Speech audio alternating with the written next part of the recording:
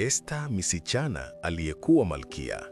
Karibu tena kwenye Simulizi za Nuru, mahali tunaposimulia matukio ya ajabu kutoka katika neno la Mungu, ili tujifunze hekima na kuona jinsi Mungu anavyotenda katika maisha ya wanadamu. Na leo tutaendelea sehemu ya pili kutoka pale tulipoishia baada ya Vashti kuondolewa umalkia. Baada ya kuondolewa kwa Queen Vashti, mfalme wa Uajemi, King Ahasuerus, alibaki bila malkia katika ufalme wake mkubwa. Ndipo washauri wake wakatoa wazo. Walipendekeza kutafutwa wasichana wazuri kutoka sehemu zote za ufalme ili mmoja wao achaguliwe kuwa malkia mpya. Katika mji wa Shushani aliishi msichana mmoja Myahudi aliyeitwa Esta. Esta alikuwa yatima. Alilelewa na binamu yake aliyempenda sana aliyeitwa Mordekai. Alikuwa msichana mnyenyekevu, mwenye tabia njema na uzuri wa pekee. Siku moja, askari wa mfalme walipita wakikusanya wasichana wazuri kutoka katika maeneo mbalimbali ya ufalme.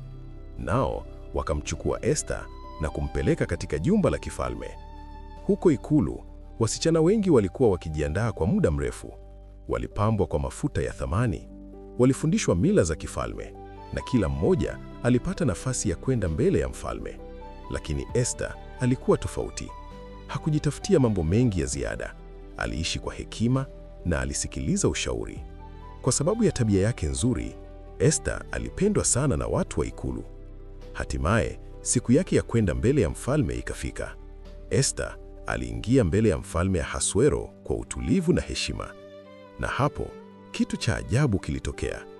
Mfalme alimpenda Esta kuliko wanawake wote waliokuja kabla yake. Ndipo mfalme akachukua taji la kifalme, akamvalisha Esta kichwani mwake. Na siku hiyo, msichana yatima akawa malkia wa Uajemi. Lakini hakuna aliyejua kwamba kuinuliwa kwa Esta hakukuwa tukio la kawaida tu. Mungu alikuwa anaandaa mpango mkubwa sana, mpango ambao ungekuja kuokoa taifa lake lote. Baada ya Esta kuwa malkia wa Uajemi, maisha katika ufalme wa King Ahasuerus yaliendelea kama kawaida.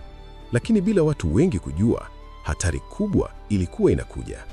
Katika ufalme huo kulikuwa na mtu mwenye mamlaka makubwa aliyeitwa Hamani. Mfalme alimpa heshima kubwa sana, hata akampandisha cheo juu ya viongozi wengine wote wa ufalme. Kwa sababu ya heshima hiyo, watu wote waliamriwa kumuinamia Hamani kila alipopita. Watu walitii amri hiyo, lakini kulikuwa na mtu mmoja aliyekataa kufanya hivyo. Mtu huyo alikuwa Mordekai.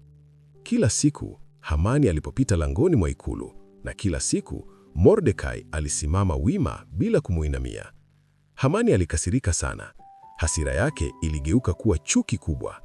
Alipogundua kwamba Mordekai alikuwa Myahudi, akaamua kitu kibaya sana. Hakutaka kumwangamiza Mordekai peke yake. Alitaka kuangamiza Wayahudi wote waliokuwa katika ufalme wa Uajemi. Ndipo Hamani akaenda kwa mfalme Ahasuero. Kwa maneno ya ujanja, akamwambia mfalme kwamba kulikuwa na kundi la watu katika ufalme ambao hawafuati sheria za mfalme. Hamani akapendekeza kwamba watu hao waangamizwe. Bila kujua ukweli wote, mfalme akakubali mpango huo. Ndipo tangazo likatolewa katika ufalme mzima. Siku maalumu ikawekwa, siku ambayo Wayahudi wote walipaswa kuangamizwa. Habari hiyo ilipomfika Mordekai, alihuzunika sana.